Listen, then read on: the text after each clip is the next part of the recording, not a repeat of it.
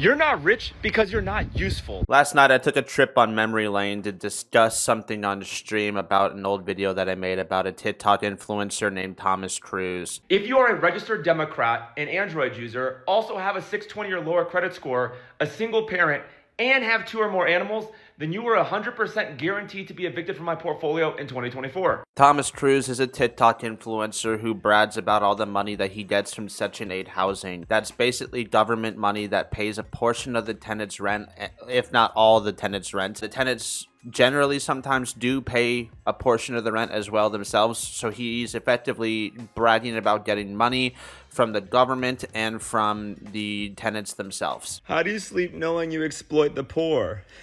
Sometimes I can ease the guilt and just throw on a movie. Or if the guilt gets to be too much, then I'll just do a change of scenery.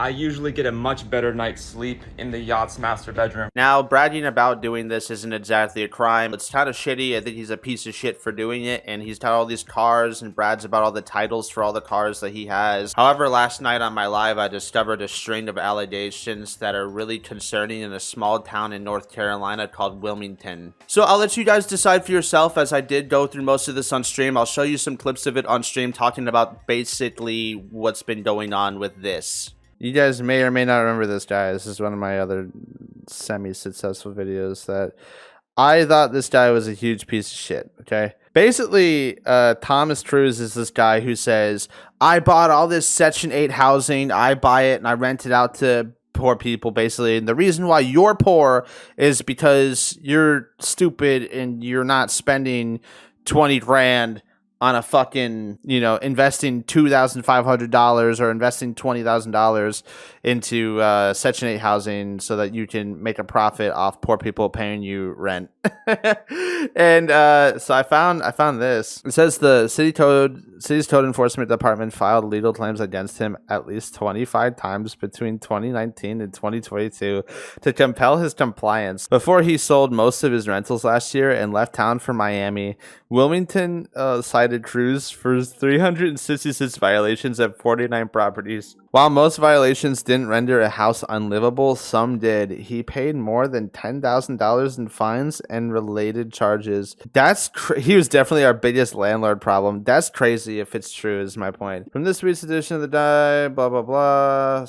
Infamous former Wilmington landlord who spent years bragging to his social media audience about getting rich while exploiting both the federal government and poor tenants. I really do enjoy exploiting poor. Yeah, I think he actually said that. That's a quote. That's an actual quote from him, because I think I heard him say that on a TikTok. Buy rundown homes for cheap, do as little maintenance as possible, lease them to people poor enough to qualify for government assistance programs, and turn a petty profit. It's so fucked. Watching him brag about exploiting poor people it triggers me significantly. Back in North Carolina, records and interviews revealed Cruise left behind a portfolio of neglected rental properties. Wilmington's code enforcement department filed legal claims against him of at least 25 times between 2019 and 2022 to compel his compliance. Before he sold most of them last year and left town, Cruise had been cited for 366 violations at 49 properties. That's the same as what the other source said. The assembly found the city frequently cited Cruise for housing code violations between 2019 and 2021. The bulk of the cases represent benign and unsightly infractions. Overgrown lawns or evicted tenants and front yard garbage, what the city code enforcement team refers to as trash and grass cases. But some cases contain more egregious violations like occupied rentals lacking basic utilities. What? Yeah, there's really no defending that. Saying that there's basic utilities that were not met in some of these homes is insane. The city often couldn't reach Cruise to address issues, so they would bid out the work, fix the problem, impose a lien, and then take Cruise to court for payment. That's fucking crazy. Can I actually search up the lawsuit? I'm trying to verify if the article is at least grounded in the fact that there's lawsuits. I'm not going to pay $500 for that, obviously, but okay, so I should probably just request it. Now, of course, when I searched the lawsuits online, I couldn't find anything about any of the civil suits. However, I think that it's just because I'm stupid and I couldn't find like where to look. I think that there may be some validity to these claims. I'm not exactly sure myself. I'm not going to say that he did or did not do these things, but going without like a heater during like the winter, or going without water, like a water heater, basically without basic utilities, or like your landlord is effectively just siphoning money off of you and then leaving you to go fuck yourself.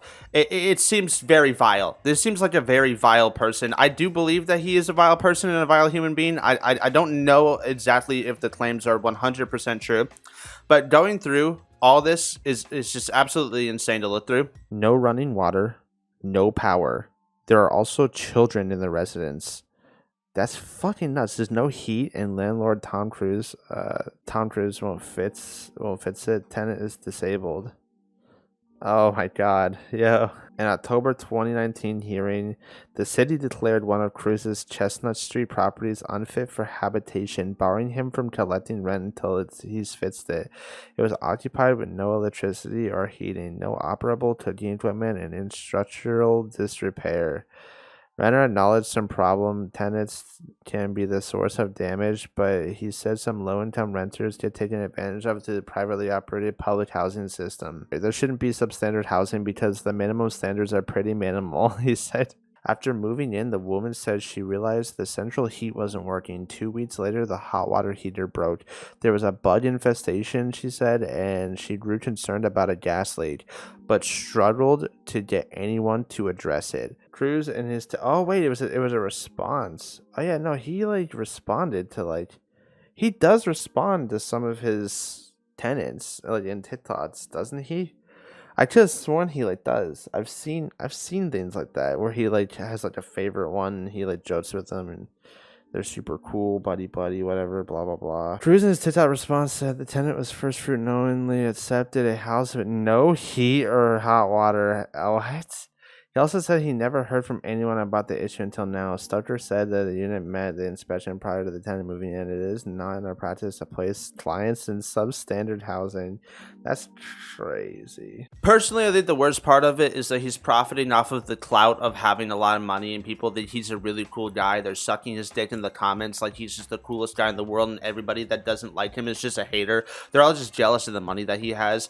I guarantee you people are going to hop in my comment section and tell me that they're jealous, that I'm jealous of the money that he has, when the reality is I don't care. I just want my basic necessities paid for. I just want to pay my rent and have a normal car or 2 cars just in case one goes bad. Also, all these pictures are just absolutely insane if they're actually his properties. Wilmington, they're literally in the town of Wilmington. That's, oh my god, this is so small. This is such a local issue. Holy shit. So either he's going to sue these people for defamation, or these are all valid claims. Wilmington Section 8 program is categorized as troubled, the authority reported in its 2024 annual plan. Okay, maybe this will be a different. This is a 51-page document. I think I stumbled across a really deep thing here with Cruz. I don't know why more people aren't talking about this. You cannot be economically anemic and ignorant in 2025. You really got to pick a battle. Let's go. He's such a dick. He's such a dick. So he pulls out the titles and he's talking about how cool he is because he's got all the titles. Start with the Phantom and the title.